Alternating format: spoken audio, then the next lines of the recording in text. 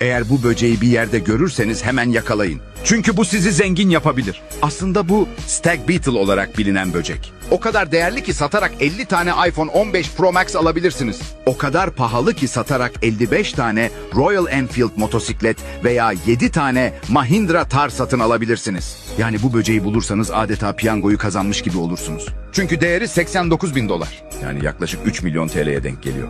Ancak bu kulağa ne kadar kolay gelse de aslında o kadar kolay değil. Çünkü Stag Beetle çok nadir bulunuyor ve çok az kişi tarafından görülüyor. Dünyada yalnızca 1200 türü olduğu için bulunma olasılıkları neredeyse yok denecek kadar az. Ama eğer bu böceği bulursanız para içinde yüzeceksiniz.